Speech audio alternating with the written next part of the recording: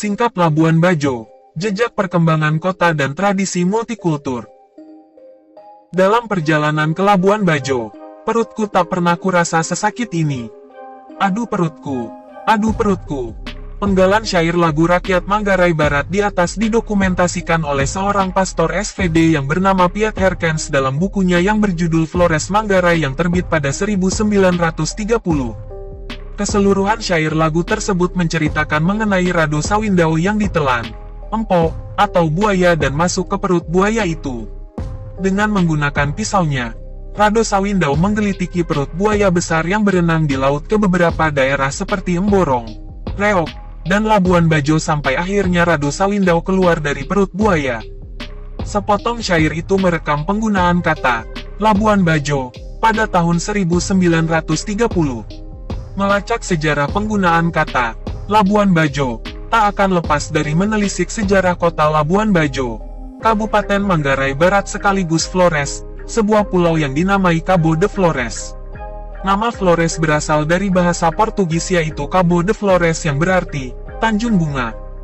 Nama tersebut semula diberikan oleh SM Cabot untuk menyebut wilayah timur dari Pulau Flores. Akhirnya dipakai secara resmi sejak 1636 oleh Gubernur Jenderal Hindia Belanda Hendrik Brouwer. Sebuah studi yang cukup mendalam oleh Orinbau pada 1969, mengungkapkan bahwa nama asli sebenarnya Pulau Flores adalah Nusa Nipa Pulau Ular, yang dari sudut antropologi, istilah ini lebih bermanfaat karena mengandung berbagai makna filosofis, kultural, dan tradisi ritual masyarakat Flores. Sejarah mencatat Flores Sumba Timur sebagai penghasil cendana wangi terbaik di dunia terutama pada abad ke-3 sampai abad ke-18.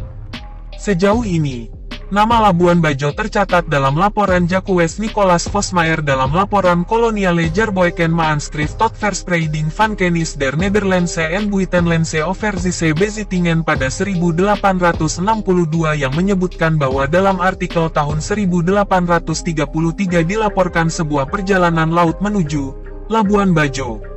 Belum ditemukan catatan Belanda yang lebih tua dari karya tersebut yang mencantumkan kata Labuan Bajo atau Labuan Bajo. Labuan Bajo memiliki makna tempat berlabuhnya suku Bajo. Demikian menurut sejumlah warga dan tokoh masyarakat di Labuan Bajo. Haji Sahamat salah satunya. Tempat pendaratan orang-orang Bajo di wilayah Manggarai ini, ujar sosok keturunan Bajo yang dituakan oleh masyarakat suku Bajo Bugis Bima di Kampung Cempak, Kampung Ujung, Kampung Tengah dan Kampung Air, Labuan Bajo. Yang saya ingat dulu ada Punggawa atau bangsawan Bajo di sini. Karena itu kakek dan leluhur saya, jelas Sahamat. Dia pernah menerbitkan kamus 4 bahasa yaitu Bajo, Bugis, Bima, dan Inggris sebagai buah kerjasamanya dengan salah satu pastor Katolik dari Belanda beberapa belas tahun silam. Penyebutan Labuan Bajo semakin intensif terekam dalam catatan Belanda pada akhir abad ke-19 dan awal abad ke-20. Terlebih lagi sejak masa misionaris Katolik mulai bergiat di Flores. Namun, terdapat penyebutan Labuan Bajak pada peta Flores Kuna Bertari 1874 dibuat oleh J.G. Vet dan diterbitkan di Amsterdam. Mengapa? Hal ini dapat kita kaitkan dengan sejarah panjang keberadaan Kerajaan Gowa Talo di Sulawesi Selatan dan suku Bajo. Kerajaan Gowa berdiri pada tahun 1300. Sejak awal kerajaan tersebut melebarkan pengaruhnya dengan menggunakan pasukan armada laut. Hubungan kerajaan Gowa meliputi Sulawesi, Kalimantan bagian timur, Sumbawa, Flores, Timor, Maluku, Papua, dan Australia bagian utara. Hubungan tersebut semakin intensif dipererat pada masa Raja Tunibata Gowa, mengirim utusan untuk menjalin hubungan dengan Sumbawa, Sumba, Timor, Flores, Maluku pada tahun 1565.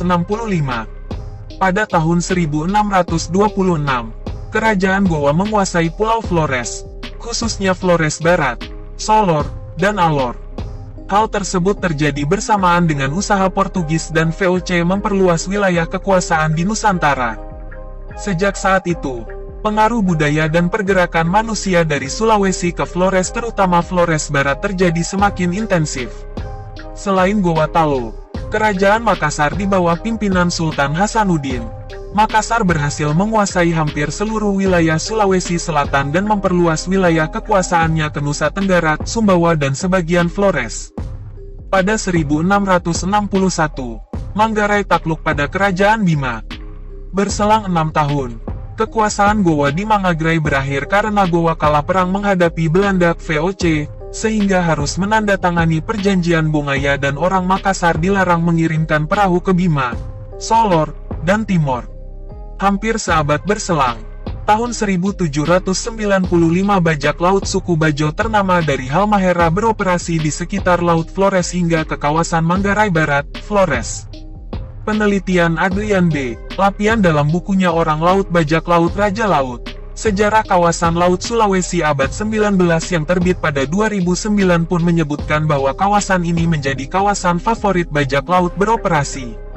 Pada 1823 terdapat bajak laut Ilano, Sulu, Bajo, dan Tobelo yang mulai menyerbu ke pesisir Manggarai bagian utara. Para bajak laut mendirikan pangkalan di Pulau Laut, Kalimantan Selatan. Kawasan ini merupakan kawasan strategis untuk mencegat pelayaran di bagian selatan-selatan Makassar. Pangkalan Pulau Laut ini menjadi tempat bertolak untuk menjelajah Laut Flores dan Laut Jawa. Pulau Laut juga menjadi pangkalan tempat transit perdagangan budak. Kawasan Laut Flores pun terdapat pangkalan bajak laut seperti di Tanah Jampe, Kalau, Toa, dan Bonerate. Juga Pulau Riung di lepas pantai utara Flores Barat Manggarai, merupakan pusat perompak Mangindano, Balangingi, dan Tobelo. Maka tak heran, terdapat sebutan, Labuan Bajak, alias tempat berlabuhnya bajak laut. Tak berhenti sampai di situ, Labuan Bajo pada awal abad 20 ternyata memiliki beberapa keistimewaan sebagai salah satu daerah penghasil teripang terbaik di wilayah timur seperti yang tercatat dalam Gids voor den Bezoeken van de Indische Tentoonstelling in het Stedelijk Museum te Amsterdam 1901. Kabarnya, pada masa itu suku Bajo banyak berburu teripang hingga pantai utara Australia. Pada 1902 muncul kampung Muslim Islam, dengan beberapa rumah diduga terletak di wilayah yang sekarang disebut Kampung Ujung, dahulu bernama Cempah. Kampung Cempah merupakan toponimi yang berarti kampung, dengan pohon asam cempah dalam bahasa Bajo. Selain itu, Labuan Bajo pada antara 1902 hingga 1920 menjadi sentra produksi alami mutiara laut. Perusahaan perhiasan Morox dari Perancis bahkan mulai memanen mutiara laut Labuan Bajo sejak 1910. Namun sejatinya pengambilan mutiara di Labuan Bajo telah marak sejak abad ke-19. Bahkan Sultan Bima pun mendapat royalti dari penjualan mutiara masa itu sampai 1929 ketika Sultan Bima melepaskan kekuasaannya atas Manggarai. Pada 1904 terbentuklah komunitas penganut agama Katolik di Labuan Bajo yang berjumlah 99 orang. 70 orang berasal dari Larantuka berprofesi sebagai mengambil mutiara laut. Labuan Bajo semakin ramai. Hubungan Laut Makassar, Labuan Bajo pun semakin lancar dengan adanya jadwal kapal besar pengangkut penumpang sebanyak 4 kali dalam 1 minggu mulai tahun 1905.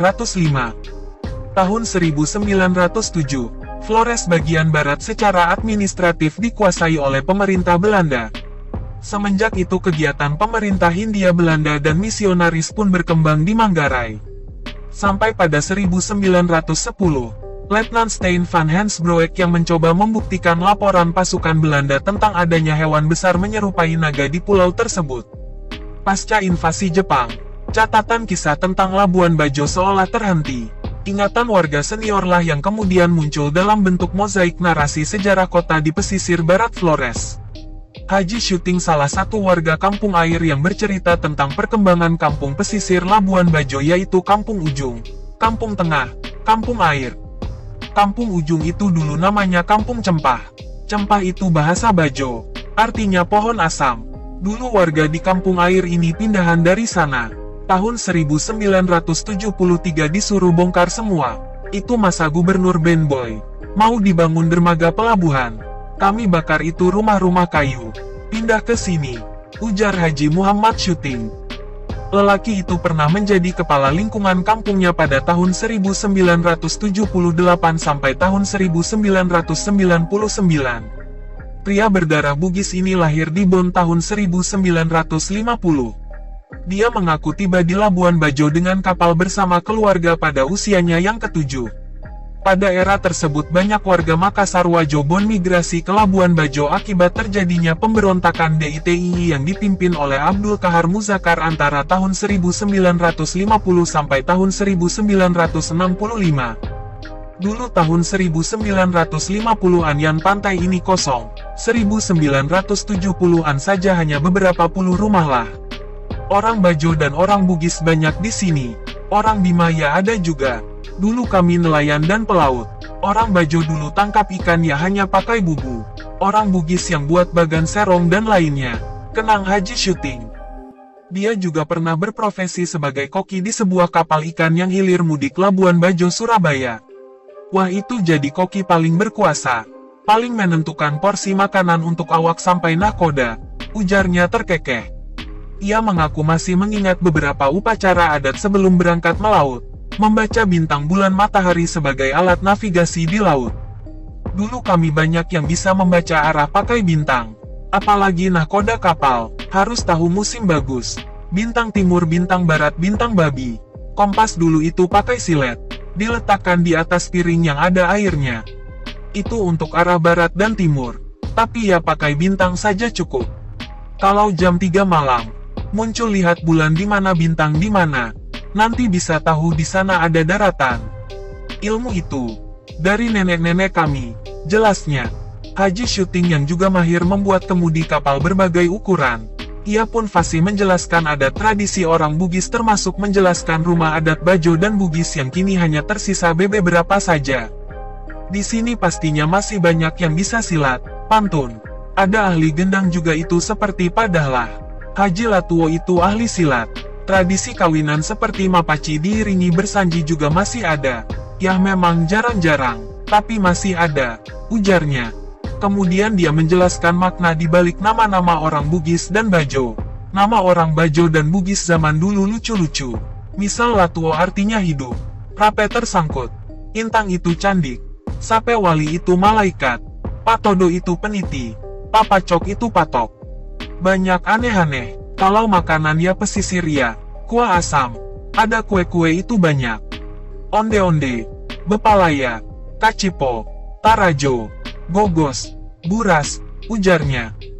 Dia berkisah dengan mata yang berbinar-binar dan ingatan yang kuat. Banyak tradisi di sini. Perlahan berkurang. Pengerasan pantai. Kami tidak punya halaman laut lagi. Dulu halaman kami ya laut. Dulu, ada tetua semacam sesepuh di laut itu. Kami selalu doa sebelum berangkat melaut agar selamat ada karang tua, tuturnya. Beberapa tahun belakangan, Labuan Bajo, kota kecil di wilayah paling barat Pulau Flores ini semakin populer. Mendengar kata Labuan Bajo akan berkelabat bayangan binatang komodo, Varanus komodoensis, pulau-pulau yang cantik, pantai-pantai berpasir putih dan pink, dan alam bawah laut yang memesona. Labuan Bajo telah menjadi destinasi wisata populer dan unggulan, bukan hanya nasional namun internasional. Tak hanya keistimewaan alam, kelindan warisan budaya pesisir dan pedalaman pun menjadi untayan mutu manikam identitas Kabupaten Manggarai Barat. Namun, di balik itu semua, kawasan Labuan Bajo merupakan kawasan yang rentan dan harus dilindungi. Sesungguhnya, Labuan Bajo adalah kota yang menjadi pintu masuk untuk mengakses Taman Nasional Komodo. Taman Nasional ini telah dinobatkan menjadi situs warisan budaya UNESCO pada 1991. Bersama Candi Borobudur. Selain pesona komodo, pantai berpasir putih dan pink, dan alam bawah laut, Labuan Bajo ternyata memiliki kisah sejarah kebudayaan yang layak dibanggakan. Lapisan-lapisan budaya di kota pesisir cagar biosfer Indonesia itu belumlah lengkap tersingkap. Labuan Bajo masih membutuhkan narasi-narasi sebagai kota multikultur tempat berlabuhnya aneka suku dan bangsa.